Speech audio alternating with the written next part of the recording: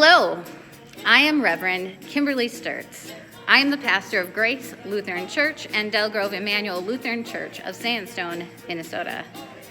I was ordained on July 26th of 2015 in Duluth, Minnesota at First Lutheran Church. This year, we celebrate the 50th anniversary of the ordination of women, the 40th anniversary of ordaining women of color, and the 10th anniversary of ordaining our siblings in Christ who are LGBTQIA+. Last summer at the Evangelical Lutheran Church of America Churchwide Assembly in Milwaukee, Wisconsin, 2019, our Friday's worship was a celebration of these venturesome and faithful leaders.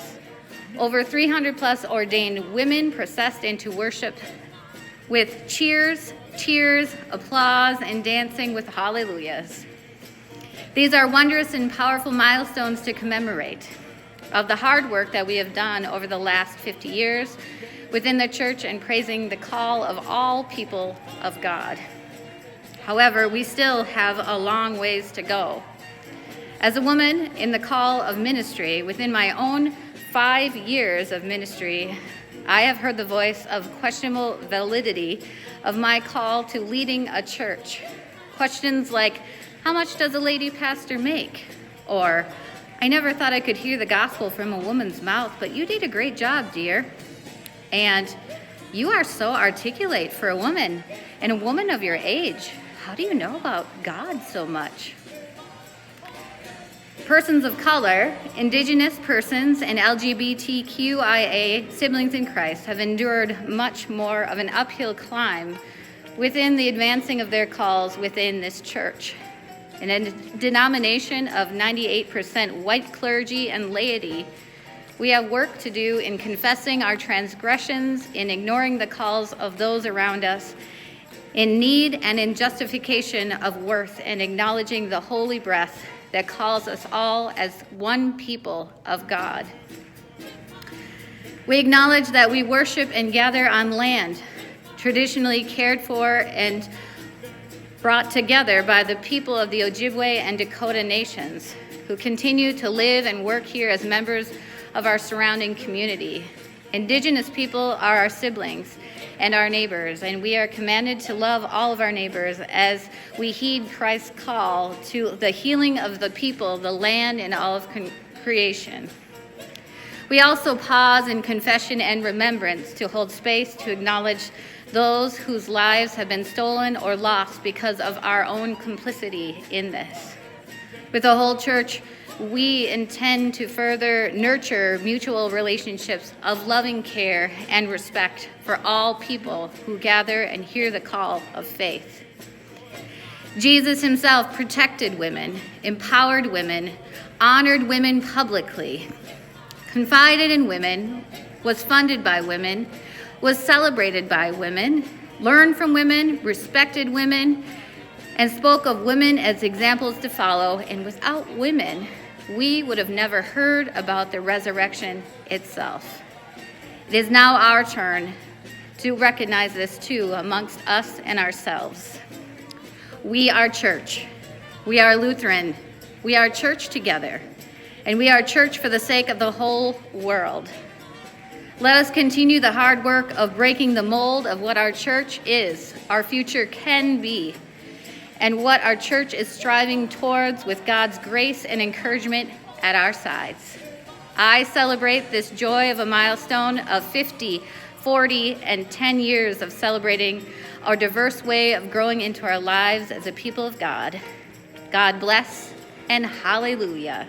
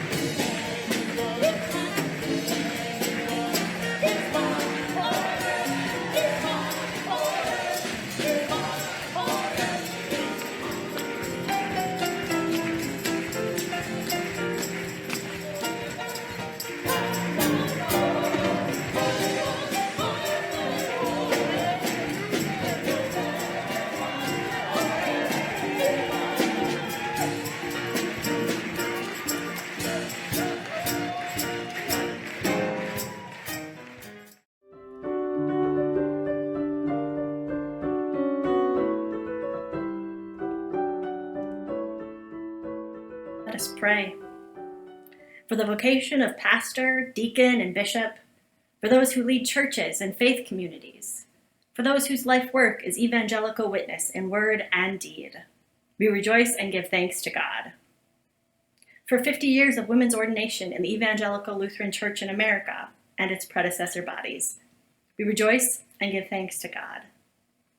For women of color who have been called by God to serve this church, we rejoice and give thanks to God.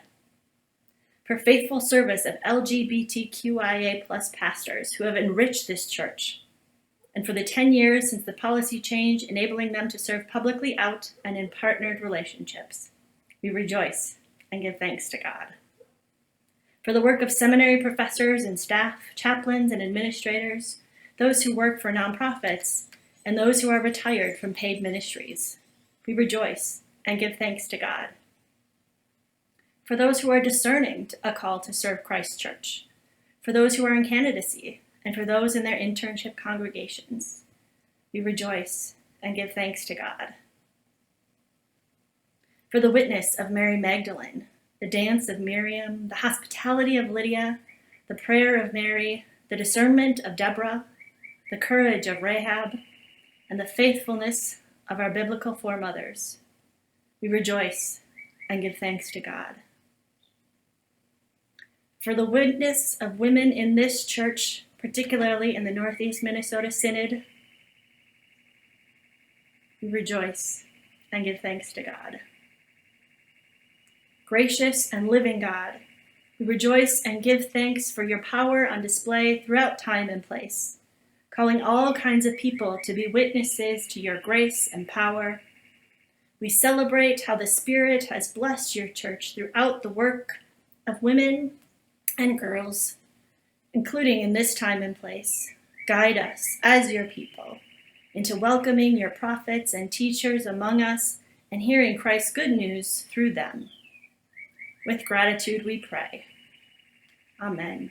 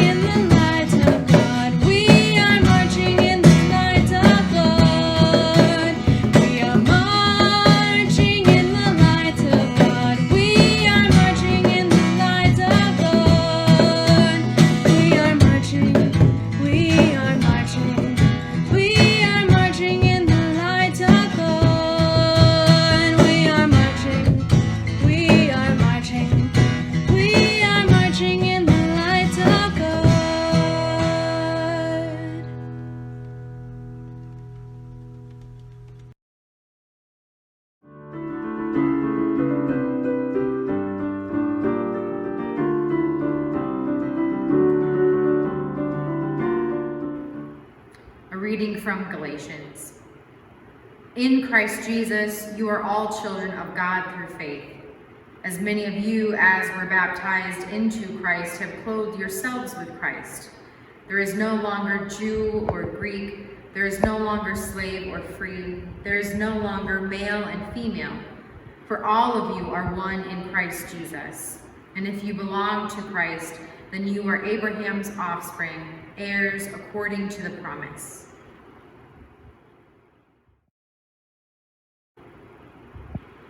A reading from Psalm 27. The Lord is my light and my salvation. Whom shall I fear? The Lord is the stronghold of my life. Of whom shall I be afraid? Wait for the Lord. Be strong and let your heart take courage. Wait for the Lord.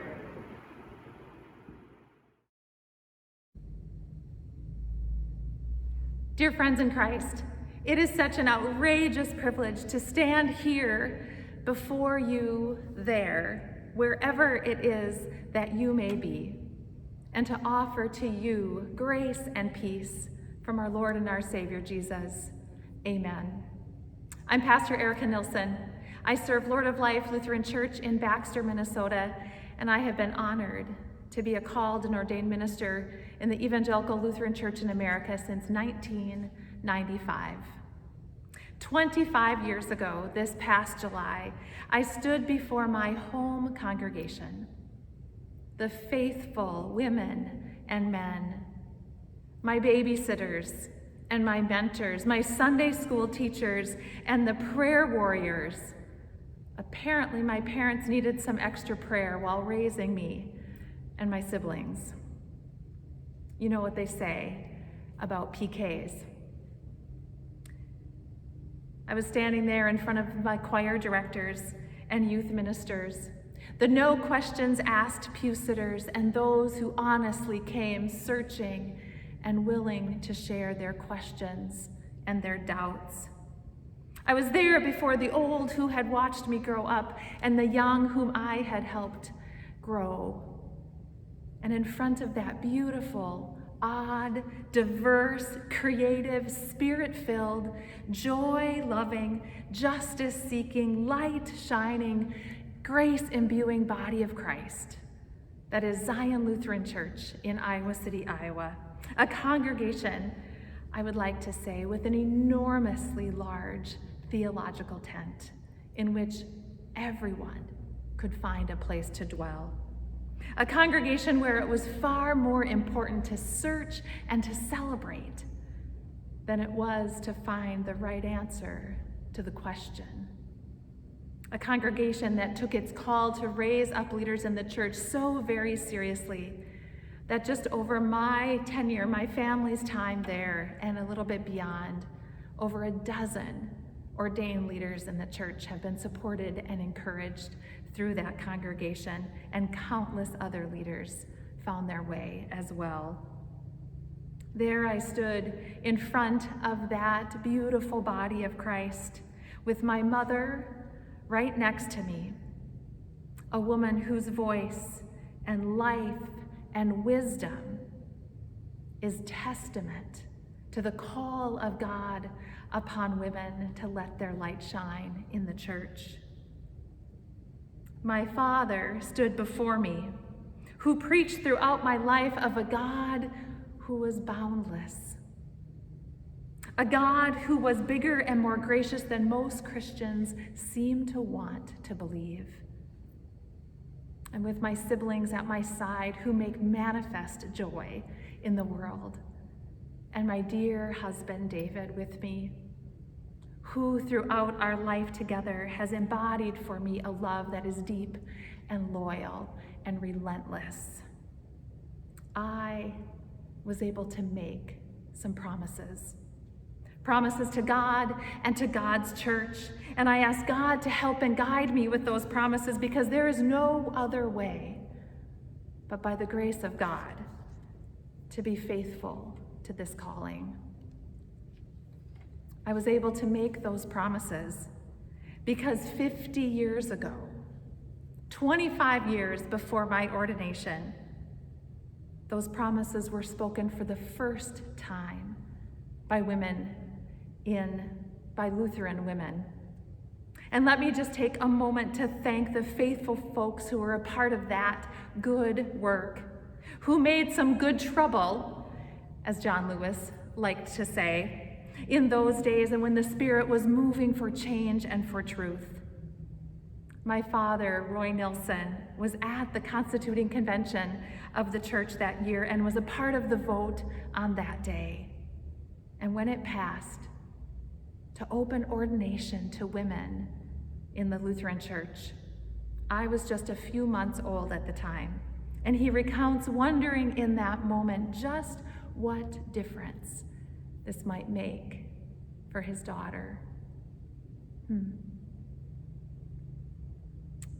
I made promises 25 years ago, promises that just 40 years ago were spoken for the first time by a woman of color in this church.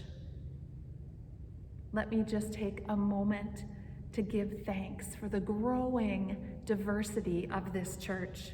Did you see that gorgeous procession of women at the church-wide assembly in Milwaukee? Did you see that gorgeous procession of women of every shade and color and shape and size, walking and leaping and praising God with their voices, with their bodies, with their lives? 25 years ago, I was able to make a promise to God and God's church, a promise that only 10 years ago was able to be spoken for the first time by our LGBTQIA beloved children of God called to serve in this church. And let me just take a moment to thank the faithful folks who were a part of that good work. And some of you who are listening today and participating in this assembly, you were there and a part of that good work, causing that good trouble in the church when the Spirit moved for change and for truth. Dear friends, there is so much to celebrate today. 50 years of ordination of women in our church and its predecessor bodies. 40 years of women of color being ordained and saying yes to the call in this church. 10 years of openly LGBTQIA individuals being ordained in this church. That is cause for celebration. That is good and faithful work, dear friends. Work that took time and patience and persistence and prayer and faith and courage. Oh, the courage. Work that we ought to be proud of. And I know, that's not a very Lutheran thing to be proud. But it's work that was only possible because of the beautiful truth that Jesus, who is our light and our salvation, as the scriptures say, the one who is hope for the hopeless and peace for the troubled, the one who is breath for the breathless and home for the lost one, the one who is song for the voiceless and welcome to the forsaken one. This Jesus of ours insists on being embodied in us, the people of God. Insists on working in and through us, the people of God. Insists on shining light into the darkness through us, the people of God. Insists on calling us all to this work. You know the saying that God works in mysterious ways. Well, I like to say that God works mysteriously in very tangible ways through you, dear people of God, through you, claiming your God-given identity as light of the world. In your baptism, that is what you are. And Jesus calls you as such in the scriptures. You are the light of the world. Through you, dear people of God, as you let your light shine as women and men, as mothers and fathers, as neighbors and caregivers, as workers and toilers in this kingdom, as artists and academics, as members of your churches and leaders in your synod, as local voters and global citizens, as learners and growers, as causers of good trouble, as waiters on the Lord. God is working mysteriously in very tangible ways through you. Today, as we gather in assembly, we celebrate milestones in the history of our church and its predecessor bodies. But more than that, today we celebrate a God who is relentlessly and ceaselessly at work in and through the gorgeous diversity and complexity of the body of Christ, the church, you. And we celebrate today. We celebrate by worshiping. We celebrate by giving thanks. And we celebrate by getting to work. Dear friends, we have work to do in the next couple of days and in our lifetime together as church. We have work to do. We have a bishop to elect. We have business to attend to. But even more importantly, we have a creation that is groaning in pain. A creation we are called to work to preserve and care for and protect and do all that we can so that it might be gift for generations to come. Do you hear that call?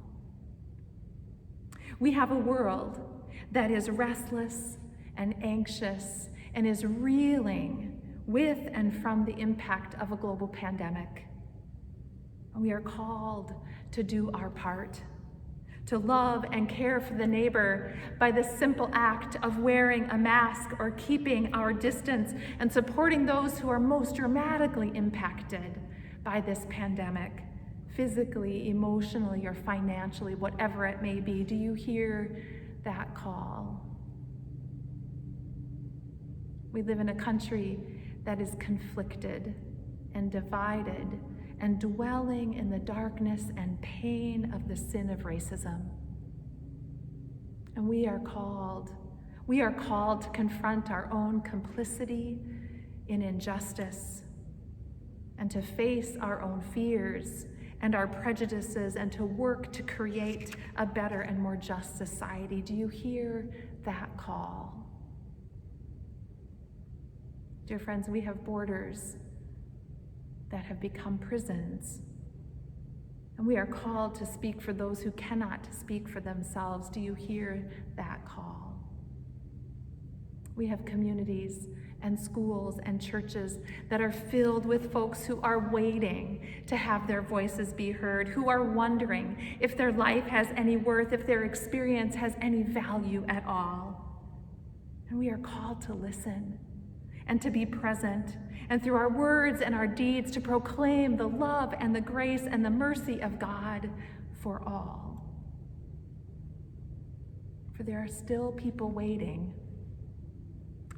for the Spirit to move once again and for God's people to stir up some good trouble in this world so that we might get a glimpse, so that we might catch a glimpse of God's kingdom on earth as it is in heaven. Do you hear that call?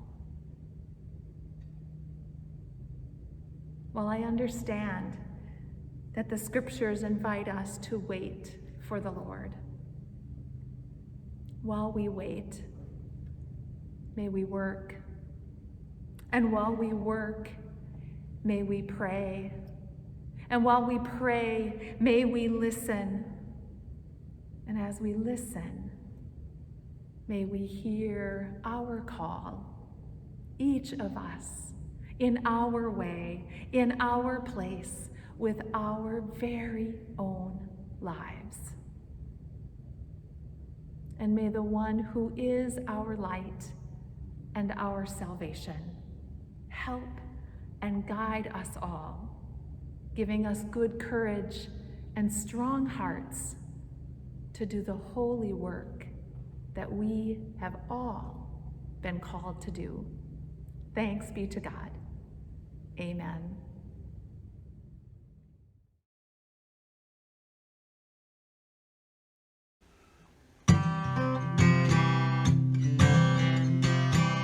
The Lord is my light and my salvation. The Lord is my light and my salvation. The Lord is my light and my salvation. Whom shall I fear?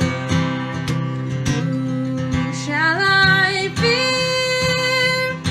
Whom shall I fear? The Lord is the strength of my life. Whom shall I fear?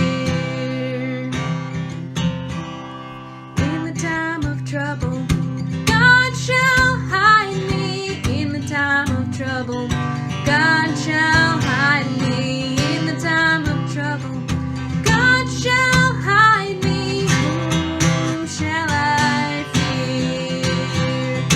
Whom shall I fear?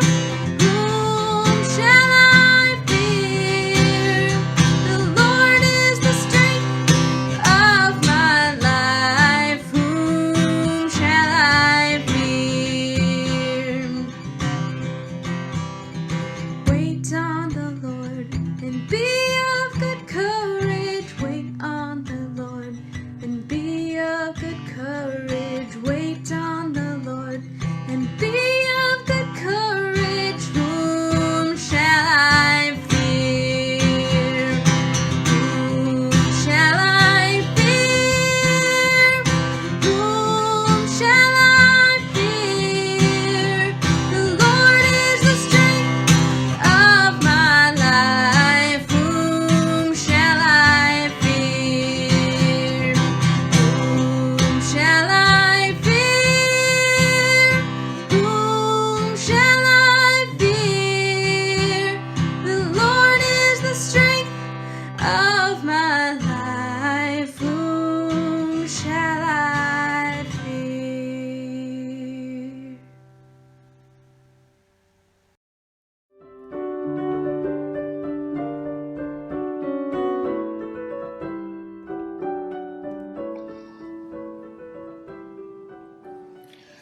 With confidence in God's presence and mercy, we pray for the church, the world, and those in need. For Elizabeth, our presiding bishop, and for all the women who faithfully serve as bishops, pastors, and deacons, for those first to be ordained and those most recently ordained. Lord, in your mercy, hear our prayer. For the unity of the church, for the well-being of our shared creation, for patience, wisdom, justice, and respect in our public life. Lord, in your mercy, hear our prayer. For lay people who do vital work through church ministries of hospitality, outreach, teaching, music, and art, and for those who do vital work through their vocations of healing, advocacy, service, and witness in the world. Lord, in your mercy, hear our prayer. For women and girls around the world who are abandoned, dismissed, discounted, ostracized, and treated as less than children of God created in God's image. Lord, in your mercy, hear our prayer. For essential workers whose hard work is rarely praised or rewarded, whose names are forgotten, and who offer themselves daily for the sake of others. Lord, in your mercy, hear our prayer. For those who suffer in body, mind, or spirit, for those who live in fear and anxiety, for the isolated and lonely, and for all needing strength and courage, Lord, in your mercy, hear our prayer. For all who have nurtured us in faith, whether in families of birth or adoption, or in the family of God, Lord, in your mercy, hear our prayer. Into your hands, Most High God, we commend all for whom we pray, trusting that your steadfast love is our light and our salvation, through Jesus Christ, our strength and our song. Amen. Gathered into one by the Holy Spirit, let us pray as Jesus taught us. Our Father in heaven, hallowed be your name. Your kingdom come, your will be done, on earth as in heaven. Give us today our daily bread. Forgive us our sins as we forgive those who sin against us. Save us from the time of trial and deliver us from evil. For the kingdom, the power, and the glory are yours, now and forever. Amen.